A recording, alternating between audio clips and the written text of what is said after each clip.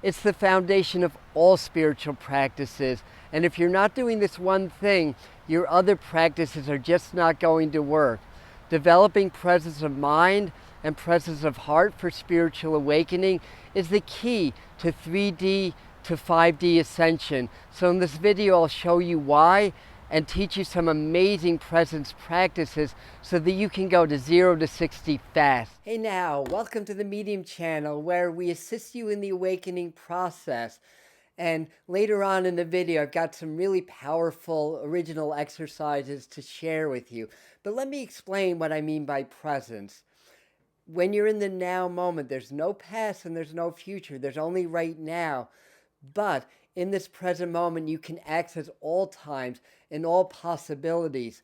So the way to get present is simply to stop your thoughts, be aware of your breath, and be aware of your body and everything in the now, but focusing on nothing and just allow yourself to go through your day, the motions of your day, till something takes you out of that.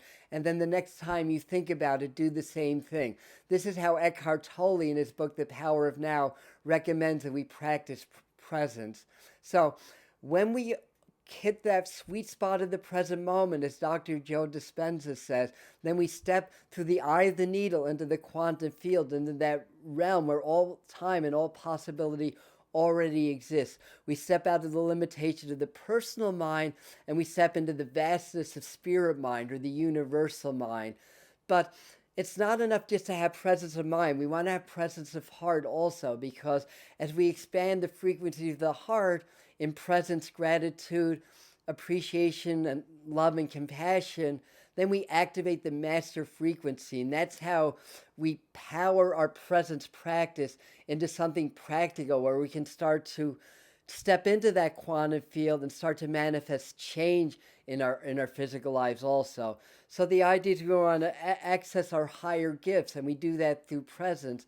And again, we expand past the personal ego and personal limitations, because again, you're not a somebody or a nobody. Your energy, your frequency, your vibration, and you're entering these fields that created everything and co-creating your reality from that field, accessing your higher gifts, your higher spiritual gifts, and accessing contact with your extraterrestrial guides, as well as your spirit guide, your ascended masters, those that have crossed over, and all realms of spiritual energy. So without diligent presence training, you'll never transcend your personal ego, and you will not develop spiritually in the direction that you probably want to, no matter what practices you do or what teachers that you follow. This is the new earth way of practicing presence, augmenting it with the frequencies of the heart.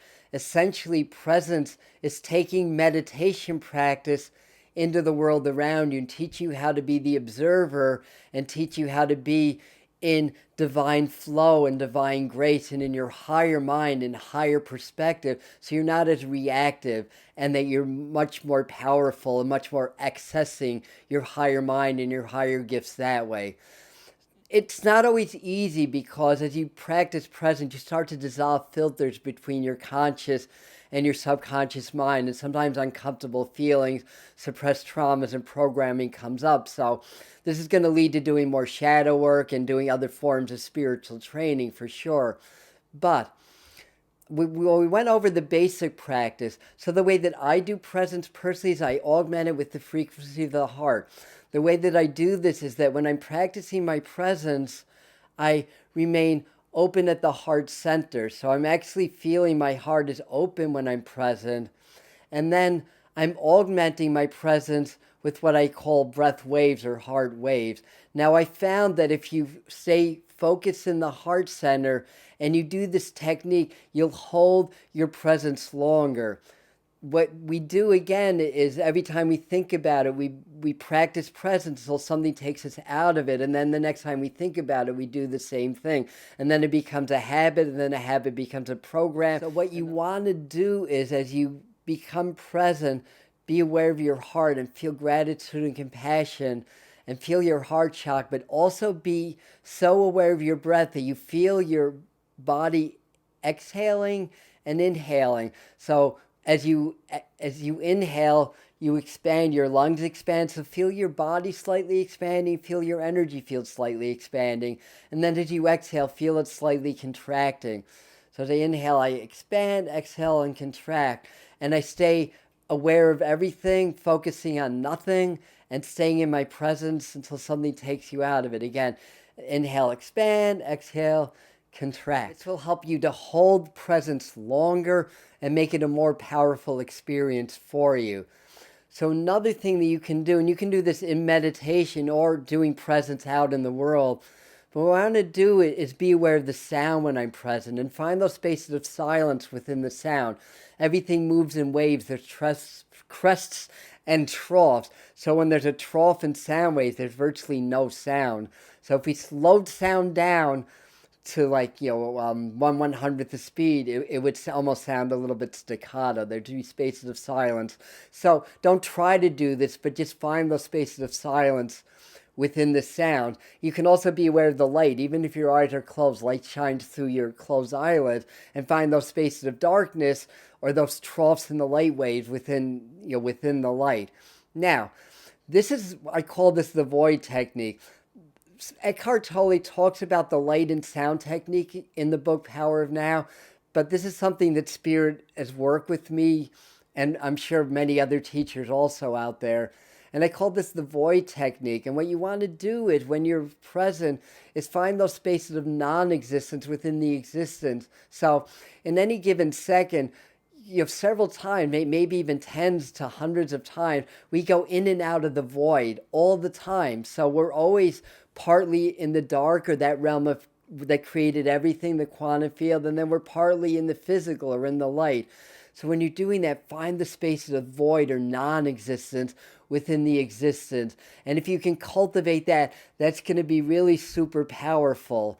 And then if you want to integrate the heart further, imagine that your brain is in your heart, which is not going to be that hard to do, because in 1991, science proved that we have synapses. We have cells unique to our heart and our brain that aren't anywhere in the body. And they found that the heart works similar to the brain. There's an intelligence in the heart, and the heart's more powerful than the brain. So if we integrate that, we enhance the heart and the brain functions, and then everything in your spirituality, when it comes to healing yourself and healing others, or tapping into your intuition, or creating your dreams into reality, integrate the heart. So just do your presence, but imagine that you are perceiving your presence and perceiving the now through the heart center. So practice these things. It's going to make a huge difference in all your other spiritual practices. Do this daily. Do this constantly. I leave notes around my house that say presence to remind me to do this. The more you do it, the more connected to Source you're going to be, and the more power and the more energy you're going to be able to express into your physical life to help yourself and to help others. So if you want to learn a little bit more about the heart and heart-brain coherence, check this video out over here. Thank you. I love you, and I'll see you at the next video.